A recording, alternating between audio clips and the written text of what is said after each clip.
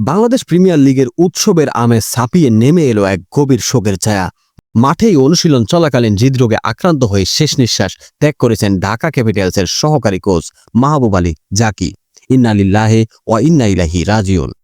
আজ রাজশাহী ওয়ারিয়র্সের বিপক্ষে ম্যাচ দিয়ে বিপিএল অভিযান শুরু হয় ঢাকা ক্যাপিটালসের। ম্যাচ শুরুর ঠিক আগ মুহূর্তে ক্রিকেটারদের গা গরম করানোর সময় হঠাৎ অসুস্থ হয়ে মাঠে লুটিয়ে পড়েন জাকি। ঢাকা ক্যাপিটালস সূত্রে জানা গেছে মাঠে তিনি হার্ট অ্যাটাক করেন।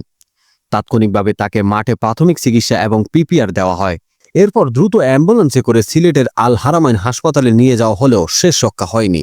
চিকিৎসকেরা জানিয়েছেন হাসপাতালে পৌঁছানোর আগেই তিনি মৃত্যুবরণ করেন। দেশের ক্রিকেটাঙ্গনে পরিচিত মুখ মাহবুব আলী জাকি ছিলেন সাবেক পেসার। খেলোয়াড়ি জীবন শেষ করে তিনি কোচিংয়ে মনোনিবেশ করেন।